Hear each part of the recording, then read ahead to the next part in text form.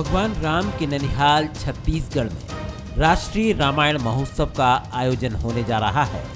प्रभु की भक्ति में हर कोई लीन है। देश ही नहीं विदेशों से भी लोग अरण्यकांड पर आधारित प्रस्तुति देने पहुंच रहे हैं। लेकिन सियासी फिजाओं में राक्षसी प्रवृत्ति भी छाई हुई है। होड़ मची है एक दूसरे को राक्षस ठहराने की। शुरुआत की बीजेपी के मुख्य प्रवक्ता और पूर्व मंत्री अजय चंद्राकर ने। फिर कांग्रेसी भी कहां पीछे रहने वाले थे। कांग्रेस के संचार प्रमुख सुशील आनंद शुक्ला ने अजय चंद्राकर ही नहीं बीजेपी और आरएसएस को भी राक्षसी प्रवृत्ति का ठहरा दिया। साथ ही अरण्यकांड का महत्व भी बताने से वो नहीं चूके। रामायण को बार बार ये बोल रहे हैं कि अरण्यकांड पर आधारित होगा। आप लोगों ने मेरा भाषण सुना होगा तो विधानसभा में मैंने कहा था कि अरण्यकांड के 4 पंक्तियां लिख देते करके। तो अरण्यकांड में 2 घटनाएं, एक तो भगवान ने उसमें नवधा भक्ति कही छत्तीसगढ़ की भूमि में, लेकिन मारीच, सुबाहु, त्रिसरा, कबंद, विराध जैसे राक्षसों का वध भी हुआ है और उसकी 14,000 सेना भी मरी है छत्तीसगढ़ की धरती पे। तो ये जो कांग्रेसी हैं वो राक्षस हैं। अरण्यकांड पूरा पढ़े नहीं है, इसमें उनका वध सुनिश्चित है। इस चुनाव में मैं जिन राक्षसों का नाम बताया उसी राक्षस के बरोबर हैं, उनका वध निश्चित है और उनकी पूरी 14,000 सेना मारी जाएगी।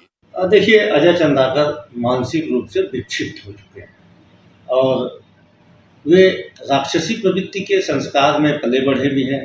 भारतीय जनता पार्टी आरएसएस के संस्कार राक्षसी प्रवृत्ति के हैं, तो उन्हें अरण्यकांड में पूरे राक्षसों के ही गुणगान नजर आ रहे हैं। तो भारतीय जनता पार्टी के नेता अजय चंद्राकर जैसे लोग उस भाव को इसलिए नहीं समझ सकते क्योंकि उनके अंदर भी राक्षसी वृत्ति है। उनको तकलीफ हो रही है कि भूपेश बघेल राम काज क्यों कर रहे हैं। 15 साल तक उन्होंने राम के नाम पे राजनीति किया और भूपेश बघेल राम का काज कर रहे हैं। राम त्याग, तप, नैतिकता और मर्यादा के प्रतीक है। लेकिन ये सियासत है, यहाँ ना नैतिकता है ना मर्यादा। इसलिए एक ओर जहाँ कोई प्रभु की भक्ति में लीन है तो वहीं दूसरी ओर सियासत राक्षसी प्रवृत्ति की मीमांसा में जुटी है। मानस में कहा भी गया है, जाकी रही भावना जैसी, प्रभु मूरत देखी तिन जैसी। बहरहाल यही उम्मीद की जा सकती है कि सियासी लोग भी राक्षसी प्रवृत्ति की मीमांसा छोड़ राम राज्य की अवधारणा को धरातल पर उतारने की कोशिश करेंगे। तभी महोत्सव का आयोजन भी सार्थक होगा। कुलेश्वर पांडे, बंसल न्यूज, रायपुर। नमस्कार, स्वागत है आपका। मैं हूं आपके साथ ललित। छत्तीसगढ़ में 1 जून से राष्ट्रीय रामायण महोत्सव का आगाज होने जा रहा है, लेकिन इस पर सियासत आगाज के 1 दिन पहले ही हो चुकी है। रामायण महोत्सव को लेकर प्रदेश राममय दिखाई दे रहा है, लेकिन सियासत में राक्षस की एंट्री भी हो चुकी है। और आज चर्चा हम इसी बात पर करने वाले हैं और हमारे साथ जो प्रमुख मेहमान उपस्थित है, गेस्ट उपस्थित है, उनका परिचय आपको करवा देते हैं। घनश्याम राजू तिवारी जी है, छत्तीसगढ़ कांग्रेस के नेता है। बहुत बहुत स्वागत है तिवारी जी आपका। साथ ही श्रीचंद सुंदरानी जी है, बीजेपी के नेता है। आपका भी बहुत बहुत स्वागत है सुंदरानी जी। और हमारे साथ डॉक्टर अजय चंद्राकर जी भी है, राजनीतिक विशेषज्ञ है। तो इनसे हम जानेंगे इस वक्त जो छत्तीसगढ़ में राजनीति चल रही है उसके बारे में, उसको गहराई से ये वर्णन करेंगे। और साथ ही हमारे साथ रायगढ़ से हमारे संवाददाता उमेश मौर्य भी जुड़ गए हैं। सर, सबसे पहले हम उमेश मौर्य का ही रुख करेंगे कि वहाँ की स्थिति क्या है, क्योंकि राजनीति बढ़ती जा रही है। अब राजनीति में राक्षस की एंट्री हो चुकी है। वहाँ की राजनीतिक सरगर्मी क्या चल रही है इस वक्त उमेश? देखिए ललित जी, राम को लेकर भाजपा कांग्रेस दोनों ही आमने सामने हैं। अब राक्षसी प्रवृत्ति को लेकर अब बात सामने निकल कर आ रही है। चूंकि 2023 का चुनाव नज़दीक है, ऐसे में दोनों दल एक दूसरे पर आरोप प्रत्यारोप लगाने में कहीं कसर नहीं छोड़ रहे हैं। हालांकि अगर रायगढ़ की मैं बात करूं तो रायगढ़ में भव्य आयोजन किया जा रहा है। राष्ट्रीय रामायण महोत्सव का आयोजन किया जा रहा है। 12 राज्यों के जो रामायण मंडली है वो यहाँ पर शिरकत करने जा रहे हैं। इसके साथ ही बड़े कवि जो है वो यहाँ पर शिरकत करेंगे। तो निश्चित रूप से यहाँ पर जो तमाम जो तैयारियां हैं कल के लिए, वो पूरी तैयारियां कर ली गई है। और इसके साथ ही यहाँ पर कल लगभग 12 बजे के आसपास यहाँ पर मुख्यमंत्री भूपेश बघेल वो पहुंचेंगे और यहाँ पर भव्य इस कार्यक्रम का आयोजन करेंगे। लेकिन कहीं ना कहीं इस कार्यक्रम के आयोजन से पहले जो राजनीति है वो छत्तीसगढ़ में तेज हो गई है। जिस तरीके से देखा जा रहा है कि इससे पहले हनुमान चालीसा को लेकर पहले राजनीति शुरू हुई, फिर उसके बाद राम को लेकर राजनीति शुरू हुई, अब राक्षसी प्रवृत्ति को लेकर राजनीति शुरू हो गई। तो ये राजनीति प्रवृत्ति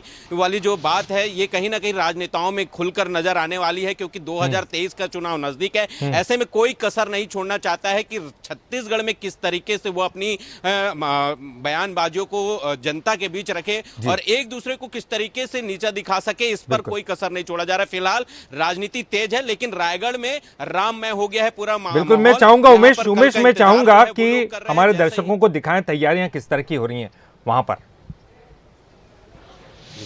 बिल्कुल ललित जी, देखिए ये एक भव्य यहाँ पर आकर्षक मंच बनाया गया है जिसमें भगवान राम की राष्ट्रीय रामायण महोत्सव इसी कार्य की यहाँ पर इस जो बाहर से जो अलग अलग राज्यों से जो लोग आने वाले हैं जो प्रस्तुति देंगे वो इसी मंच से देंगे। इसके साथ ही आपको दिखाना चाहूंगा कि किस तरीके से यहाँ पर बैठक व्यवस्था की गई है। लगभग 10,000 से अधिक यहाँ पर जो लोग हैं उनकी बैठक व्यवस्था यहाँ पर की गई है। लाइटिंग की तमाम व्यवस्था की गई है। इसके साथ ही सुरक्षा व्यवस्था भी कड़ी कर दी गई है। यहाँ पर 15 दिनों से लगातार जिला प्रशासन जो है वो यहाँ पर मुस्तैद था कार्यक्रमों को लेकर। जो तमाम जो तैयारियां करनी थी उन तैयारियों को लगभग अंतिम रूप दे दिया गया है। आज रात तक के ये पूरे कार्यों को जो चलिए हम देख पा रहे हैं एक भव्य तैयारियां उमेश यहाँ दिखाई दे रही। बहुत बहुत शुक्रिया करेंगे आपका ये सब तस्वीरें दिखाने के लिए। तो एक भव्य तैयारियां दिखाई दे रही है, पूरा शहर जो है वो राममय दिखाई दे रहा है और इसी के साथ ये राक्षस की जो एंट्री है वो कहीं ना कहीं खटक रही है। हमारे साथ चर्चा के लिए तीनों मेहमान उपस्थित है और सबसे पहले राजनीतिक विश्लेषक डॉक्टर अजय चंद्राकर जी का हम रुख करेंगे। अजय जी, मेरे राम तेरे राम ये सब तो चलता रहा है, राम भक्त होने का प्रमाण एक दूसरे से मांगे जा रहे थे, यहाँ तक ठीक था, लेकिन अब राक्षस की भी एंट्री हो गई है, कहाँ तक ठीक समझ रहे हैं आप इसे? बिल्कुल ललित जी, बहुत बढ़िया प्रश्न है आपका। देखिए हमारे देश में एक रामानुज जी की जो किताब है उसके अनुसार 300 रामायण है। इसमें पेरियार का सच्ची रामायण भी है, तो वाल्मीकि जी का रामायण है, तो बौद्धिस्ट रामायण अलग है, जैनों का रामायण अलग है और कम रामायण अलग है। लेकिन तुलसीदास जी की जो रामायण है वह सबसे ज़्यादा प्रचलित है, प्रतिष्ठित है और वंदनीय है, आदरणीय। लेकिन तुलसीदास जी स्वयं कहते हैं, एक पद है ललित जी, जी जी, ये लोग राजनीति को जिस तरह से लाए और हम देख रहे हैं जब से राम मंदिर का जो ताला खोला वहां से जो राजनीति चली, जी जी, लेकिन तुलसीदास जी कहते हैं मांग के खइबो और मस्जिद में सोइबो। मतलब हम मांग के खाएंगे और मस्जिद में सोएंगे। जी जी, उससे बड़ा राम भक्त कौन हो सकता है? मांग के खाइबो और मस्जिद में सोइबो, उससे बड़ा राम भक्त कोई नहीं। लेकिन यहां पर सिर्फ इसी दृष्टिकोण से और वोट के दृष्टिकोण से जो भारतीय राजनीति आच्छादित रही है और अपने अपने तर्क, अपने अपने कह सकते हैं शैलियां भी रही। जी जी, ठीक है, हिंदी साहित्य के दृष्टिकोण से देखेंगे तो आलोचना एक विधा है जी, लेकिन राजनीतिक दृष्टिकोण से जब हम देखेंगे तो राजनीतिक दृष्टिकोण से यहां पर निश्चित रूप से एक बात आती है जो आपके उद्बोधन के पहले जो चला था, जी जी, भारत को पढ़ने दो, पढ़ेगा इंडिया तभी तो समझेगा इंडिया। बिल्कुल, हम समझेगा इंडिया तभी ये तो चर्चा में हम ये बात इंडिया। रखेंगे आगे और आपसे निश्चित तौर पर इससे आगे भी हम बात करेंगे इस पूरे प्रकरण पर। श्रीचंद सुंदरानी जी हमारे साथ है, नेता है बीजेपी के, और सबसे पहले उनका रुख इसलिए करना चाहूँगा क्योंकि वो सरकार में नहीं है इस वक्त। सर, सबसे पहले राम भक्त आप जो कहते थे कि कांग्रेस जो है वो राम के अस्तित्व को नहीं मानती, इस तरह के आरोप आपने लगाए, अलग अलग मुद्दों पे लगाए, राम सेतु पर लगाए, साथ ही साथ राम मंदिर निर्माण के समय भी आपने लगाए, लेकिन अब तो वो राम भक्ति कर रहे हैं, वो खुद राम भक्त अपने आप को सिद्ध करने में लगे हैं। अब परेशानी क्या? और सबसे पहला जो निशाना है आपकी तरफ से ही लगा है जिसमें राक्षस का वर्णन किया गया। नहीं, निश्चित रूप से ललित जी, राम के प्रति अगर इनकी आस्था होती, राम के प्रति इनका दृष्टिकोण साफ होता तो शायद आज इनको यह कहने की जरूरत नहीं पड़ती। राम सेतु पे निश्चित रूप से इन्होंने प्रश्न चिन्ह खड़ा किया। राम सेतु के अस्तित्व को नहीं माना इन्होंने, राम के अस्तित्व को कभी इन्होंने माना नहीं। 55 साल कांग्रेस ने राज किया, संयुक्त मध्य प्रदेश हो या छत्तीसगढ़ हो, 7.5 साल छत्तीसगढ़ में भी राज्य किया। छत्तीसगढ़ बनने के बाद पहली बार राम याद आ रहे हैं इनको, इसके पहले कभी राम याद आए थे? आज अगर इनको राम याद आ रहे हैं तो कहीं ना कहीं भारतीय जनता पार्टी का राम के प्रति जो मान्यता रही है, प्रभु राम को हम शुरू से मानते रहे, हिंदुत्व के रास्ते पर भारतीय जनता पार्टी चलते रही, राष्ट्रवाद के मुद्दे पर हम चलते रहे और हमारी नीतियां, हमारे दल का गठन सब इसी बात पे हुआ। और प्रभु राम को अयोध्या में मंदिर बने, 500 साल से रुका हुआ काम, कांग्रेस आजादी के बाद 55 साल केंद्र में सरकार में रही, राज्य में सरकार में रही, लेकिन प्रभु राम का मंदिर बने इसकी चिंता कभी नहीं की। जी बिल्कुल, उन्होंने चिंता नहीं की इस बात की कि राम का मंदिर बने। ये आप आरोप हमेशा कांग्रेस पे लगाते रहे। राजू तिवारी जी हमारे साथ है, घनश्याम राजू तिवारी जी। तिवारी जी, आपने दूसरी बात, जी मैं वापस आऊंगा आपके पास, सुंदरानी जी वापस आऊंगा। आप जो एक आरोप लगा रहे हैं वो आरोप, वो उस आरोप का जवाब ले लेते, डॉक्टर मनु जवाब ले लेते जी और श्याम बैस जी ने। सर आप सुन पा रहे हैं? मैं जवाब ले लेता हूं। कांग्रेस का एक जवाब मुझे जानना बेहद ज़रूरी है। तिवारी जी आपसे जानना चाहेंगे, क्योंकि आपने तो दूसरी बार पलटवार किया, इसे हम कहेंगे, क्योंकि वहां से पहले वार आया था, उसके बाद पलटवार किया, लेकिन एक अच्छा आयोजन आपकी तरफ से हो रहा है। उस आयोजन में फिर कांग्रेस, अगर बीजेपी ने कहा भी होगा तो आपकी तरफ से फिर ये पलटवार क्यों किया गया और क्यों राक्षस की जो है छवि निर्माण करने की कोशिश की गई? अच्छा आयोजन तो चल रहा है आपका। ललित जी, सर्वप्रथम तो मैं जय सिया राम कहूंगा। जिस प्रकार से छत्तीसगढ़ के अंदर में भूपेश बघेल जी की रामकाज नीति भारतीय जनता पार्टी के आंख को चुभने लगी है, जी। ये राक्षस की एंट्री उसी का माध्यम है। आप समझिएगा बात को। राम नाम की भक्ति धारा, सकल छत्तीसगढ़ राम पुकारा।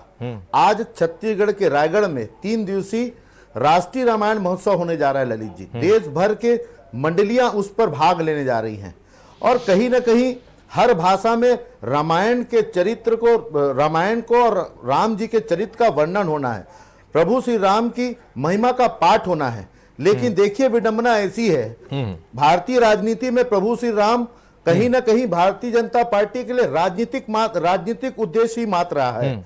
भाजपाइयों के लिए जय श्री राम का नारा सिर्फ और सिर्फ सत्ता प्राप्ति मात्र ही है, ये इनकी बातों से समझ में आता है। आज प्रभु श्री राम के विषय पर अगर भजन कीर्तन इस प्रदेश के वातावरण को मनमोहित करती है तो इन्हें राक्षस याद आते हैं, इन्हें अरण्य कांड याद आते हैं। लेकिन दुख इस बात का है ललित जी कि अरण्य कांड में इन्होंने राक्षस प्रवृत्ति को ही प्रमोट करने की बात की, जबकि अरण्य कांड की हम बात करें तो माता सबरी का प्रेम भी दिखाई पड़ता है, सुतीक्षण मुनि का अटूट भक्ति भी दिखाई पड़ता है, नारद की राम के प्रति आस्था भी दिखाई पड़ती है। लेकिन जाकी रही भावना जैसी, प्रभु मूरत देखी तिन तैसी। इन भाजपाइयों को भूपेश बघेल जी की राम कथा और राम काज से इतनी चिढ़ है कि ये सरकार और भूपेश बघेल जी का विरोध करते करते आज कहीं ना कहीं प्रभु श्री राम का विरोध भी करने, लेकिन वही आरोप वो आप पर भी लगा रहे हैं बीजेपी। सुन लीजिएगा, वही आरोप आप पर भी लगा भारतीय जनता पार्टी है। जब भी प्रभु श्री राम के विषय पर बात हो, 15 सालों तक सत्ता पर रहे, जी, लेकिन कभी भी प्रभु श्री राम के नाम पर जो छत्तीसगढ़ के धरोहर है, जो उनकी पहचान है, उनको इन्होंने कभी प्रसारित करने का काम नहीं किया। हमने राम वन पदगमन बनाने की बात कही और काम कर रहे हैं, ये उसका विरोध करते हैं। माता कौशल्या, कहीं ना कहीं ये भाजा राम की धरती है छत्तीसगढ़, माता कौशल्या मंदिर बनाने की बात करते हैं, ये उसका विरोध करते हैं।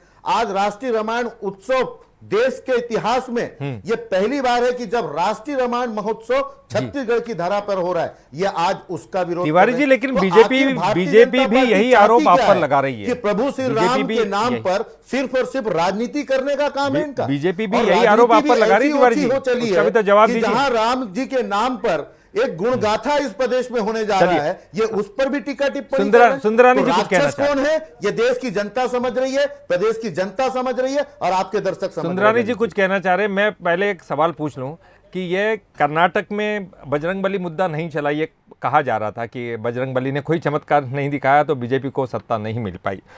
अब आपको क्या लग रहा है कि कांग्रेस एक बार फिर राममय होने की कोशिश कर रही है, इसलिए आप ये सब आरोप लगा रहे हैं? देखिए ललित जी, अभी राजू घनश्याम तिवारी जी बोल रहे थे, मैं उनको सुन रहा था। जी। ये कहते हैं हमने कौशल्या माता का विरोध किया, कौशल्या माता के मंदिर का विरोध किया। एक उदाहरण बता दें, हमने राष्ट्रीय रामायण महोत्सव हो रहा है 3 दिन का, हमने उसका विरोध किया? हमने कभी विरोध नहीं किया, लेकिन कांग्रेस के ढोंग को उजागर किया है, कांग्रेस के अंदर का राक्षसपन को उजागर करने का काम किया है। कभी कांग्रेस की आस्था, अगर माता कौशल्या के प्रति इतनी आस्था थी तो 55 साल में अब इस बार याद आया, क्योंकि भारतीय जनता पार्टी के ऊपर जनता का विश्वास है कि प्रभु राम के प्रति अगर आस्थावान लोग हैं तो भारतीय जनता पार्टी के लोग हैं। आज मजबूर होकर इन्होंने प्रभु राम को सुंदरानी जी, का नाम दिया। आपने कहा जय श्री राम बोलिए, उन्होंने जय श्री राम बोला, क्या दिक्कत है? अच्छी बात है ना, आपकी बात मान ली उन्होंने। कभी जय श्री राम और जय सिया राम की बात नहीं करते थे, ये आज करने लगे, और आज इसलिए करने लगे। अच्छी बात है ना, आपकी बात मान रहे हैं। राम के मुद्दे पर भारतीय जनता पार्टी कहीं न कहीं जनता के दिलों पे राज करती है। इनको लगता है कि बिना प्रभु राम के सहारे सत्ता हासिल नहीं की जा सकती, इसलिए मजबूरी में इन्होंने स्वीकार किया है। प्रभु राम को गाली देने वाले लोग, दंगा करने वाले लोग आज इनके राज में फल फूल रहे हैं, आज हिंसा कर रहे हैं। आपको कवर्धा का उदाहरण आपके सामने, भगवा झंडे को जलाया जाना, ये भी दुर्भाग्यजनक था। कुछ कहना चाहते तिवारी जी? तो ये प्रभु तिवारी जी, आप राममय हो रहे हैं, बीजेपी को आपत्ति इस बात पार करना चाहते हैं। उनका कहना है कि आप ढोंग कर रहे हैं। देखिए ललित जी, एक बात बहुत स्पष्ट है, जैसा कि सुंदरानी जी ने कहा कि कांग्रेस को समझ में आ रही कि बगैर राम के सहारे सत्ता हासिल है, मतलब भारतीय जनता पार्टी राम के सहारे ही सत्ता हासिल करना चाहती रही है, यह इनके शब्दों से स्पष्ट हो गया। हमने कहा प्रभु श्री राम भारत के हर नागरिक के, 4 साल में कैसे याद आ गया? एक मिनट, आपको 4 साल में कैसे याद आ गया? ऐसा मत इसके पहले तो प्रभु राम आपको कभी याद नहीं आया जी। आप 55 साल सरकार में रहे हो, केंद्र और राज्य में 55 साल तक सरकार में रहे हो, आपको 4 साल में याद आया? आपके नेता कपिल सिब्बल सुप्रीम कोर्ट में हलफनामा देते हैं कि राम सेतु का कोई अस्तित्व नहीं था, काल्पनिक था, राम काल्पनिक बताते थे आप। हाँ जी, राम काल्पनिक आप बता रहे थे, अब अस्तित्व पर आपने जो है सवाल या निशान लगाया था, लेकिन अब राम भक्ति आप कर रहे हैं तो ये कहा जा रहा है कि आप जो कर रहे हैं वो आडंबर है। आपको इसका जवाब देना चाहिए तिवारी जी। मुझे लगता है बड़े भाई कुछ और कहना चाहते हो तो बोल लीजिए। नहीं, मैंने बोल दिया भाई। चलिए, ये देश का दुर्भाग्य है ललित जी कि भारतीय जनता पार्टी प्रभु श्री राम के प्रति जो देश भर की आस्था है उसको राजनीति में इन्होंने प्रवेश किया, और ये बार बार कहते हैं कि कपिल सिब्बल ने राम के अस्तित्व पर सवाल उठाए। मैं आपको बता दूं, कपिल सिब्बल जी पेशे से वकील हैं, और जिस अयोध्या में राम मंदिर की वकालत के लिए अर्जी लगाई गई थी वो उसकी वकालत कर रहे थे, न कि कांग्रेस का पक्ष रखने उन्होंने न्यायालय में इस दलील प्रस्तुत की थी। लेकिन उसे उठाकर देश भर में गुमराह करने का काम भारतीय जनता पार्टी ने किया। आज प्रभु श्री राम के ठेकेदार बनने की कोशिश करने वाले भारतीय जनता पार्टी के लोग ये बताएं कि छत्तीसगढ़ में 15 साल तक इनकी सरकार रही, छत्तीसगढ़ की उम्र है आज 22 वर्ष, माता कौशल्या की धरती, रमेश बैस जी छत्तीसगढ़ के पूर्व सांसद, उनके गांव का क्षेत्र है, लेकिन कभी माता कौशल्या के मंदिर का ध्यान नहीं आया। आज भव्य माता कौशल्या का मंदिर भूपेश बघेल जी की सरकार ने बनाया है। राम वन पदगमन के नाम पर आपने भी काम गिनाया, बीजेपी ने अपने काम गिनाया, सरकार ने किया। अजय चंद्राकर जी से जानना चाहूंगा, अजय जी, लगता है 15 बनाम 55 हो रहा है, तो 55 साल हमने काम किया, 55 साल आपने काम किया, आपने क्या करके दिखाया? 15 साल हमने काम किया, हमारा हिसाब क्यों मांगते हैं? बात को कर रही है ये छत्तीसगढ़ की जनता तो भक्ति के साथ काम भी यहां पर दिखाई दे रहा है प्लेटफॉर्म पर। जी अजय जी सुनाइए। अजय चंद्राकर जी, हाँ जी, आप 55 बनाम 15 होते हुए दिखाई दे रहा है। 55 साल आपने क्या किया, 15 साल आपने क्या किया? देखिए, ये अपना अपना दृष्टिकोण है, संख्या में नहीं जाना है। चर्चा तो आज उस विराट का है, उस परमात्मा का है, उस क्रिएटर का है ललित जी। और प्रश्न यह है कि जैसे राम मनोहर लोहिया जी भी थे, वो भी रामायण मेला लगाते थे, और रामायण मेला लगाते थे तो सभी भाषाओं में जो रामायण है उसको उस मेला में रखते थे।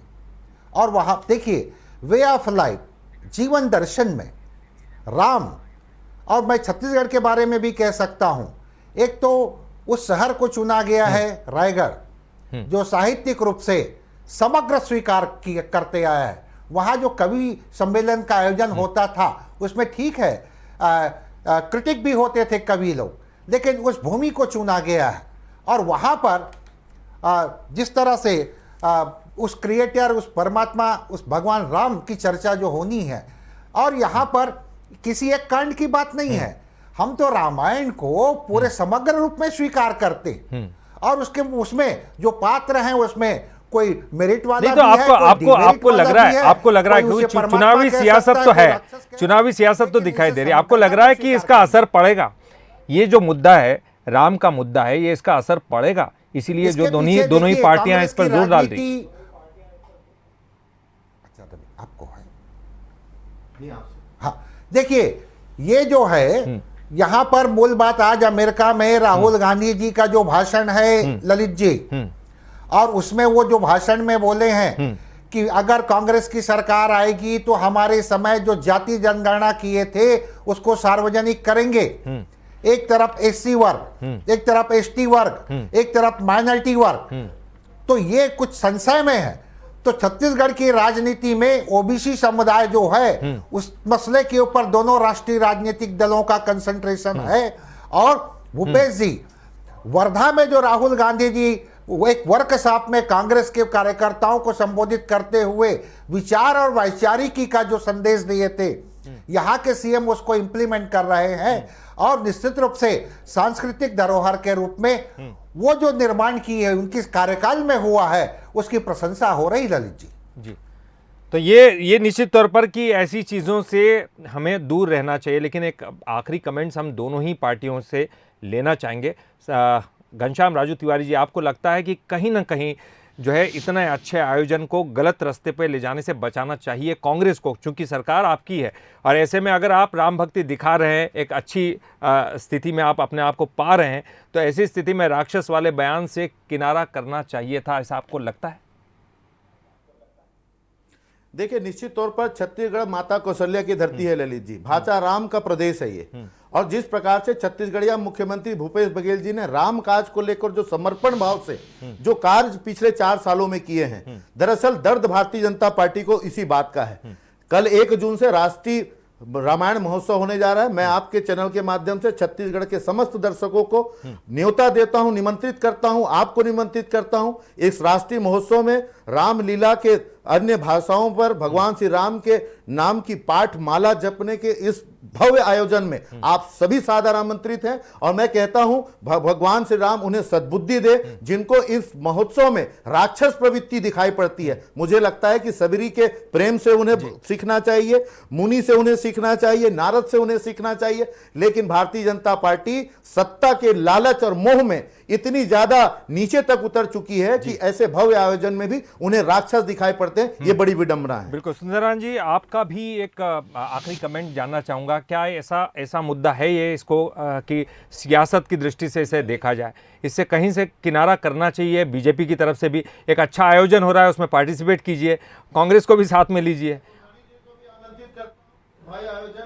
अपने साथ भारतीय जनता पार्टी के तमाम नेताओं को भी लेकर आए, जिससे इस भव्य आयोजन इनवाइट कर रहे हैं, भव्यता बढ़े। मैं उन्हें भी आमंत्रित करता हूं। ललित जी जी, निश्चित रूप से हम अपने आप को गौरवान्वित महसूस करते हैं भारतीय जनता पार्टी के लोग कि आज कहां से उन्हें दिखाई पड़ने लगे? कांग्रेस पार्टी की बात कहां से देखिए, आप मुझे बोलने दीजिए, मुझे समय मिला, आखिरी कमेंट आपके बीच बोलने में दीजिए, मैंने नहीं बोला था, बस आखिरी कमेंट बोलने दीजिए, इतने भव्य आयोजन तिवारी जी उनको बोलने दीजिए। मैं यही बहुत कम समय मेरे पास, तिवारी जी उनको बोलने दीजिए। यही राक्षसी प्रवृत्ति है, ये भारतीय जनता पार्टी को जवाब देना पड़ेगा। अजय चंद्रा, चलिए देखिए, सत्ता अपने आप में बहुत बड़ी चीज है। चुनाव नजदीक है और सत्ता को लेकर अलग अलग समीकरण बन रहे हैं, मेरे राम तुम्हारे राम, इसके बाद ये राक्षस प्रवृत्ति का आना।